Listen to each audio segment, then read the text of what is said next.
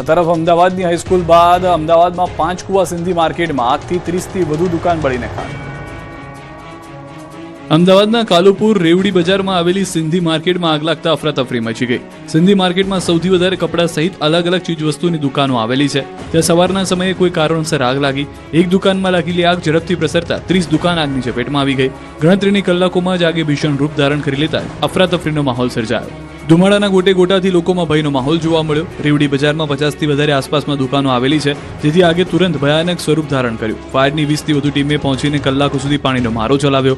કલાકોની જહેમત બાદ આગ પર કાબુ મેળવી લેવામાં આવ્યો. છાપરાની ઉપર ચડી અને ફાયર બ્રિગેડના જવાનોએ જીવના જોખમે આગને કાબૂમાં લેવા મહેનત કરી. ભીષણ આગને પગલે ટ્રાફિકથી ધમધમતા વિસ્તારમાં દોડધામ મચી ગઈ. દુકાન માલિકો દ્વારા પોતાના માલને નુકસાન ન થાય તે માટે તમામ માલ બહાર કાઢી લીધો હતો. આમ છતાં 30 દુકાન બળી જતા કરોડોનું નુકસાન થયું છે. 45 કિલોમીટરના રોડ પર બે ટોલ નાકા ઉભા કરી વાહન ચાલકોને લૂંટતા સુરતના લોકોએ કર્યો હલ્લાબોલ. સુરતના કીમથી માંડવીના 45 કિલોમીટરના અંતર પર વાહન ચાલકોને લૂંટવા માટે બે ટોલ નાકા ઉભા કરી દેવાયા છે. વાહન ચાલકોને રીતસરના લૂંટવામાં આવી રહ્યા છે. આ અંગે અનેકવાર રજૂઆત કરવા છતાં તંત્રના પેટનું પાણી હલ્યું નથી. એટલે કીમથી માંડવી વચ્ચે આવતા ગામના લોકો વિફર્યા હતા. અરેઠ તાલુકાના જરપણ ગામે ટોલ નાકા પાસે મોટી સંખ્યામાં ગામ લોકો ભેગા થઈ ગયા. લોકોએ ટોલ નાકા હલ્લાબોલ કરી રોડ જામ કરી દીધો. ટોલ નાકે ઉગ્ર વિરોધ પ્રદર્શન કરતા થોડી વાર માટે ગરમાગરમીના દ્રશ્યો સર્જાયા. રોડ પર બેસી ટોલના નામે લૂંટવાનું બંધ કરુંના નારા લગાવ્યા. 200 કરોડના ખર્ચે બનાવેલા રોડ પર ટોલના નામે વાહન ચાલકોના કિસ્સા ખાલી કરવાનો કારસો હોવાનો આક્ષેપ કર્યો. સાથે જ સ્થાનિક પાસે ટોલ ન લેવા માંગ કરી. કલાકો સુધી લોકોએ ટોલ નાકા પર ટકટક કરતા માંડવી પોલીસને પરસેવો છૂટી ગયો. મહા મહેનતે લોકોને રોડ પરથી દૂર કરીને રોડ શરૂ કર્યો હતો. જેતપુરમાં આંગણવાડી મહિલા કર્મચારીઓનું ઉગ્ર વિરોધ પ્રદર્શન. તો આ મોંઘવારી પ્રમાણે 25,000 પૂરું પડે. હાઈકોર્ટનો ચુકાદો આવી ગયો છે કે જે વર્કર હેલ્પર બંનેનો પગારમાં વધારો કરવામાં આવે. હેલ્પરનો 20,000 અને વર્કરનો 24,000 પગાર કરી અને અમને લઘુત્તમ વેતનમાં અમારો સમાવેશ કરવામાં આવે. છતાંય સરકારે અત્યાર સુધી એની કોઈ પણ અમલવારી કરી નથી અને દિવસે ને દિવસે કામનું ભારણ એટલું વધતું જાય છે. જેતપુર પંથકની આંગણવાડી મહિલા કર્મચારીઓએ પોતાની પડતર માંગણીઓને લઈને સરકાર સામે મોરચો માંડ્યો છે.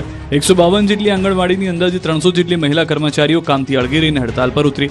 જેતપુર તાલુકા પંચાયત કચેરી ખાતે આજે આંગણવાડી વર્કર અને હેલ્પર બહેનોએ ભારે સૂત્રોચ્ચાર સાથે ઉગ્ર વિરોધ પ્રદર્શન કર્યું.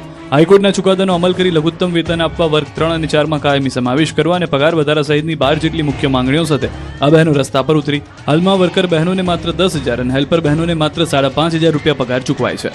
ઓનલાઈન કામગીરી અને BLO જેવી વધારાની ફરજોના અસહ્ય ભારણને કારણે તેઓ બાળકોના પૂર્વ પ્રાથમિક શિક્ષણ પર પૂરતું ધ્યાન આપી નથી શકતા તેવી પણ તેમની રાવ છે. અને જો માંગણીઓ નહીં સંતોષાય તો આંદોલન વધુ ઉગ્ર બનાવવાની ચીમકી ઉચ્ચારી છે. હિંમતનગર યાર્ડ મગફળીથી છલકાયું, સારા ભાવ મળતા ખેડૂતો ખુશ. હિંમતનગર યાર્ડ મગફળીની મબલક આવકથી છલકાયું છે. આસપાસના ગામડાઓમાં મોટી સંખ્યામાં ખેડૂતો પોતાની મહામૂલી મગફળી લઈને યાર્ડ સુધી પહોંચી જતા યાર્ડ બહાર વાહનોની કતાર લાગી ગઈ. જ્યારે યાર્ડની અંદર મગફળીના ઢગલા થયા. અરવલ્લી, મહેસાણા, બનાસકાંઠા, પંચમહાલ, મહીસાગર સહિત આસપાસના જિલ્લાના ખેડૂતો મગફળી લઈને યાર્ડ ખાતે પહોંચતા મગફળી ઉતારવાની જગ્યા ખૂટી પડી. એક જ દિવસમાં 25,000 ગુણીથી વધુ મગફળીની આવક થઈ, જેની સામે એક મણ મગફળીના 1,000 થી 215 રૂપિયા સુધીનો ભાવ મળતા ખેડૂતો ખુશખુશાલ છે. સારા ભાવ અને સારી ગુણવત્તાની મગફળી અહીં મળતા 8 થી 10 રાજ્યના વેપારીઓ અહીં ખરીદી કરવા માટે આવે છે. અત્યાર સુધીમાં 15 લાખ બોરીની આવક થઈ ગઈ છે. મોડાસા માર્કેટ યાર્ડમાં પંકજ પટેલ ચેરમેન બન્યા. અરવલ્લીના મોડાસા માર્કેટ યાર્ડની ચૂંટણી યોજાઈ હતી, જેમાં ભાજપના મેન્ડેટના વિરુદ્ધમાં ડિરેક્ટરોએ મતદાન કર્યું. મેન્ડેટમાં કિરીટભાઈ પટેલના નામનો વિરોધ થતા જિલ્લા રજિસ્ટ્રાર અને ખેતીવાડી અધિકારીની આગેવાનીમાં ચૂંટણી યોજાઈ. ચૂંટણીમાં ચેરમેન પદ માટે પંકજ પટેલ અને કિરીટ પટેલ વચ્ચે મુકાબલો હતો, જેમાં 14 મતની સામે 9 મતથી ખેડૂત વિભાગમાંથી પંકજ પટેલ ચેરમેન તરીકે ચૂંટાયા. વેપારી વિભાગમાંથી રાકેશ પટેલ વાઇસ ચેરમેન તરીકે બિનહરીફ ચૂંટાયા. ડિરેક્ટરો અને સમર્થકોએ નવી ટીમ સાથે ઉજવણી કરી હતી. યુપીમાં ડ્રગ્સની ફેક્ટરીથી ગુજરાત સહિત દેશભરમાં ડ્રગ્સ મોકલતા 10 અને 12 પાસ 2 શખ્સને એટીએસે પકડી પાડ્યા. ઉત્તર પ્રદેશના આંબેડકર નગરના અંતરિયાળ ગામના ખેતરમાં ડ્રગ્સની ફેક્ટરી બનાવી ગુજરાત સહિત દેશભરમાં ડ્રગ્સ વેચતા 2 શખ્સને ગુજરાત એટીએસે પકડી પાડ્યા છે. થોડા દિવસ પહેલા અમદાવાદથી ડ્રગ્સ સાથે પકડાયેલા 3 શખ્સની પૂછપરછમાં તાર છેક યુપી સુધી પહોંચ્યા. જે બાદ એટીએસે તપાસ હાથ ધરી. વહેલી સવારે યુપીના આંબેડકર નગરના અંતરિયાળ ગામના ખેતરમાં મરઘીના ફાર્મ જેવા લાગતા 3 શેડમાં દરોડા પાડ્યા, જેથી ડ્રગ્સ બનાવતા મૂળ ઉત્તર પ્રદેશના કપિલદેવ શર્મા અને રામશંકર ઉર્ફે પંકજ કોહલીને પકડી પાડ્યા છે. પૂછપરછમાં ખુલ્યું છે કે ધોરણ 10 અને 12 પાસ આ બંને શખ્સો ખેતરમાં 3 શેડ ઉભા કરી ડ્રગ્સ બનાવવા માટેના મશીન ખરીદ્યા. ડ્રગ્સ બનાવ્યા બાદ કોઈને જાણ ન થાય તે માટે આ મશીનોને કાળી પ્લાસ્ટિકની બેગથી ઢાંકી દેતા હતા.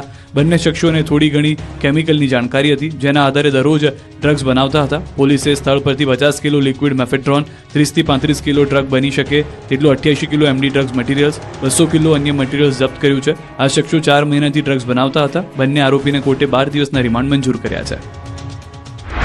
અંતરિયાળ વિસ્તારના જે ગામડા છે એમાં પણ ખેતર છે અને એની અંદર 3 નાના શેડ બનાવેલા હતા, જે કે ઓબ્વિયસ રીતે પોલ્ટ્રી ફોર્મ જેવો દેખાતો હતો.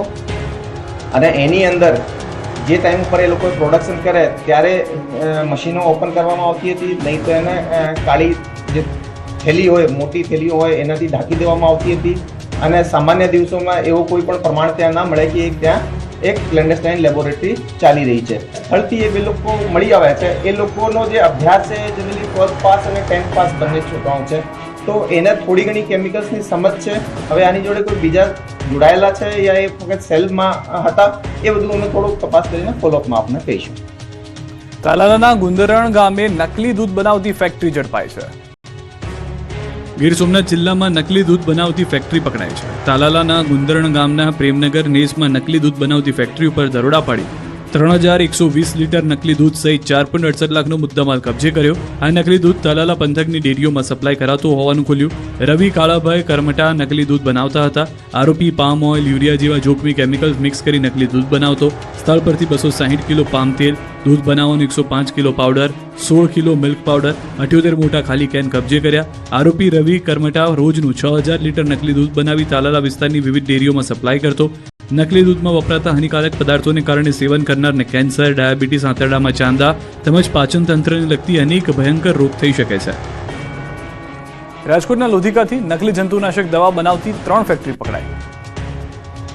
ખેડૂતો ગમે ત્યાંથી જંતુનાશક દવા ખરીદતા નહીં, કેમ કે ખેડૂતોને બરબાદ કરવાના ષડયંત્રનો પોલીસે પર્દાફાશ કર્યો છે. રાજકોટ જિલ્લા પોલીસે ડુપ્લિકેટ દવાઓ સાથે 4 આરોપીઓને પકડી પાડ્યા છે. લોધિકાના અલગ અલગ 3 કારખાનામાંથી ખેતીવાડીની ડુપ્લિકેટ જંતુનાશક દવા ઝડપી પાડી. યુનાઇટેડ ફોસ્ફરસ લિમિટેડ કંપનીની ડુપ્લિકેટ દવા બનાવવામાં આવતી હતી. પોલીસે કુલ 25.07 લાખનો મુદ્દામાલ કબજે કર્યો. આરોપી પૈકી સાહિલ ટિબડિયા વિરુદ્ધ અગાઉ શાપર વેરાવળ પોલીસ સ્ટેશનમાં ગુનો નોંધાઈ ચૂક્યો. ધ્રુવ પટોડિયા, ધવલ કોરાટ, સાહિલ ટિબડિયા, કશ્યપ આકોલિયા સહિતના વ્યક્તિઓના નામ ખુલ્યા. દવાઓની કંપનીના ઓરિજિનલ માર્કોનો ઉપયોગ કરી ડુપ્લિકેટ દવાઓ બનાવતા હતા. 3 કારખાનાઓમાં 60 જેટલી દવાઓના ઉત્પાદનની મંજૂરી અને લાયસન્સ પણ છે, પરંતુ ડુપ્લિકેટ દવાઓના નહીં.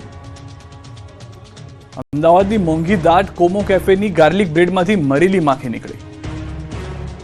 નકલી વસ્તુઓની ભરમાર વચ્ચે અમદાવાદના સિંધુભવન રોડ પર આવેલી હાઈફાઈ કેફેમાં ખાવા જવાના હોય તો પહેલા વિચાર કરજો, કેમ કે નામ મોટું ને દર્શન ખોટા જેવી વાત સાબિત થઈ છે. અમદાવાદના મોંઘા દાટ કોમો બાય કફાની ગાર્લિક બ્રેડમાંથી મરેલી માખી નીકળતા ખળભળાટ મચી ગયો. શાહીબાગ વિસ્તારમાં રહેતો ધ્રુવિલ પટેલ નામનો યુવક પત્ની સાથે જમવા કેફેમાં ગયો. ગ્રાહકે જમવામાં 850 રૂપિયાની કિંમતની પાસ્તા વિથ ગાર્લિક બ્રેડ મંગાવી, જેમાં ગાર્લિક બ્રેડમાંથી મરેલી માખી નીકળી હતી. ગ્રાહકે આ અંગે કેફેમાં ફરિયાદ કરતા બિલ ન આપીને કોમ્પ્લિમેન્ટરી પેસ્ટ્રી આપી વાત પૂરી કરી દેવામાં આવી હતી. ગ્રાહકે આ અંગે એએમસીને પણ ફરિયાદ કરી છે. ગ્રાહકની માંગ છે કે કેફે જેટલી મોંઘી રકમ ફૂડની વસૂલે છે તેની તેટલી જ મોંઘી